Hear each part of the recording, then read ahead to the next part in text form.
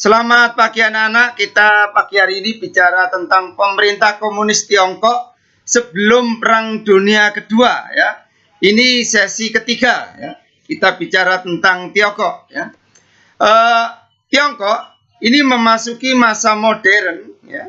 Sejak kekaisaran turun tahta dan menjadi republik yang mana ya, republik ini presidennya adalah Dr. Sun Yat-sen. Jadi Desember 11 RRT dibentuk Dr. Sun Yat-sen sebagai presiden. Kemudian 1925 perjuangan Dr. Sun Yat-sen meninggal, digantikan oleh Chiang Kai-shek. Jadi kedua orang ini golongan nasionalis. Kemudian Mao Zedong ini pemimpin komunis, kaum komunis. Ini selalu bermusuhan dengan kaum nasionalis. Ya. Mao Zedong itu melakukan perjalanan panjang menuju ke provinsi, ya, yaitu provinsi Shenxi di Tiongkok Utara. Ya. Terkenal dengan perjalanan Long March. Ya. Ya. Kemudian ini bicara tentang Tiongkok setelah Perang Dunia Kedua. Ya. Mao Zedong ya, dan Chiang Kai-shek ya, dalam memperebutkan Cina akhirnya dimenangkan oleh Mao Zedong. Karena Mao Zedong menang 1 Oktober 49, dia memproklamasikan RRT dengan ibu kotanya Beijing. Ya. Sementara Chiang Kai-shek yang kalah dengan Mao Zedong, dia menyingkir ya, dan masuk ke negara atau provinsi yang sekarang disebut Taiwan. Jadi Taiwan itu yang mendirikan adalah Jenderal Chiang Kai-shek. Nah, untuk lebih jelasnya mengenai Tiongkok ini kita saksikan filmnya lebih jelas lagi. Kita saksikan. Awal abad ke-19 China masih dipimpin oleh sebuah kekaisaran yang dipimpin oleh sebuah dinasti asing yang bernama dinasti Manchu yang sudah berkuasa selama kurang lebih 200 tahun. Di daerah selatan China terdapat seorang anak muda yang bernama Sun Yat-sen, bukan Isun Sin ya bos. Nah, Sun Yat-sen ini yang telah mendapatkan ide-ide barat yang dipelajarinya selama ia dari Eropa. Ia kemudian mendirikan suatu perkumpulan yang bernama Zhongguo Dongmenghui dan menyebarkan gagasannya untuk mendirikan pemerintahan baru China. Ini Dr. Sun Yat-sen ya, Sun Yat-sen ini ya. Foto aslinya Dr. Sun Yat-sen. Setelah berhasil mendirikan pemerintahan republik di China dalam masa transisi itu, pemahaman komunis yang dibawa oleh orang-orang Soviet ini mulai masuk ke dalam pemikiran ini Mao Zedong. China. Rakyat China sendiri mulai tidak mempercayai partai Kuomintang dalam menjalankan pemerintahan karena terdapat berbagai masalah seperti banyaknya praktik korupsi. Hal inilah yang dimanfaatkan oleh partai ini Mao Zedong ya. Jadi foto asli Mao Zedong. Pemerintah China. Chiang Kai-shek ini Mao Zedong ya. Ini Chiang Kai-shek, Jenderal Chiang Kai-shek ini foto aslinya. Ini antara kaum nasionalis dan kaum komunis yang sama-sama ingin memperebutkan kekuasaan di China. Nah, runtuhnya dinasti Manchu ini terjadi karena kekecewaan rakyat terhadap pemerintahan Manchu yang dianggap tidak bisa lagi mengendalikan pemerintahan.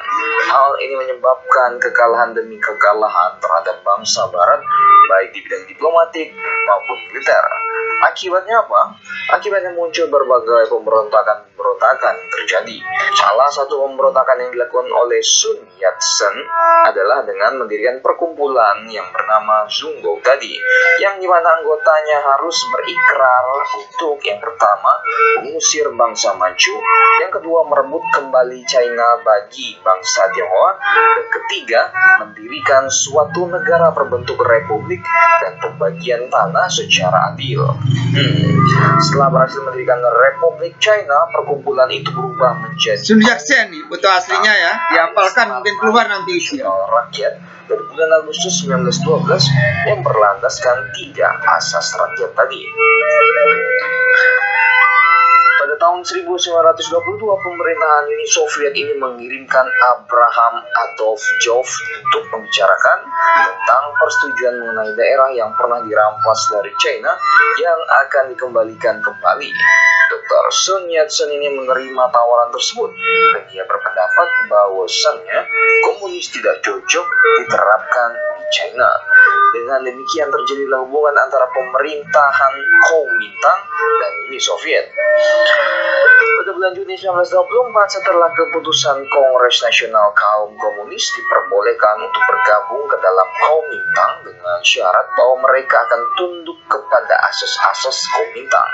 Pada tahun selanjutnya, 1925, Dr. Sun Yat-sen wafat dan digantikan oleh Chiang Kai-shek yang tidak suka dengan kaum komunis dan berusaha untuk menyingkirkan kaum komunis dari Kuomintang karena ia menganggap bahwa kaum komunis dapat membahayakan persatuan negeri. Benar saja, hal ini memicu konflik antara kaum komunis dan kaum nasionalis. Pada tahun 1927, Mao Zedong terpilih menjadi pemimpin Partai Komunis China dan melalui Tentara Merah di bawah pimpinan Zhou Enlai dan Zhu De mengadakan perebutan kekuasaan di Nanjing yang berhasil digagalkan oleh Kuomintang. Akibatnya kemudian adalah terjadinya peristiwa yang disebut dengan Shanghai Massacre, yaitu pembunuhan massal atau pembersihan terhadap kaum komunis yang dilakukan oleh Kuomintang. Sisa-sisa anggota Partai Komunis China mundur ke daerah-daerah yang tidak mudah diakses dan mulai menyadari bahwa kedudukannya di Provinsi Jiangxi tidak dapat dipertahankan lagi.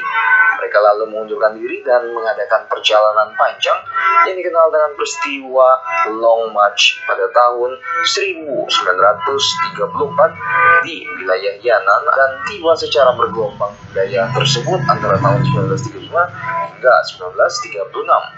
Pada saat itu Jepang melakukan ekspansi ke wilayah utara China sehingga pada tanggal 1 Agustus 1935 Partai Komunis China ini menyerukan agar rakyat Cina bersatu melawan Jepang. Lalu pada bulan Februari 1937 Partai Komunis China ini menyatakan untuk bergabung dengan pemerintahan nasional dan meleburkan Tentara Merah dengan Tentara Nasional dalam menghadapi agresi militer Jepang. Dengan demikian pertikaian antara kaum komunis dan kaum nasionalis berhenti dan bersatu melawan public enemy Jepang. Kaisar Hirohito mana nih? Kaisar Hirohito, Yesulam. Pasca Perang Dunia Kedua berakhir, Jepang menyerah. Pertikaian kaum nasionalis dan kaum komunis kembali baku hantam untuk memperebutkan kekuasaan di China. Chiang Kai-shek sendiri merasa khawatir dengan Tentara Merah yang menguasai daerah-daerah pedesaan yang sangat luas, sehingga ia minta bantuan Amerika Serikat untuk membantu menyelesaikan masalahnya. Hingga pada tahun 1945 Presiden Truman berusaha menghindarkan perang saudara di China dengan mengutus Jenderal George Marshall sebagai perantara dari antara pemerintahan nasionalis dengan Partai Komunis China. Namun sepeninggal Marshall, pertempuran antara pemerintah nasional dengan Partai Komunis China kembali pecah dengan skala yang makin meluas. Pada tahun 1927 pemerintahan nasionalis berhasil merebut kota Yan'an dari pihak komunis. Meskipun pada awal terdesak, keadaan segera berbalik ketika kaum komunis menerapkan politik land reform.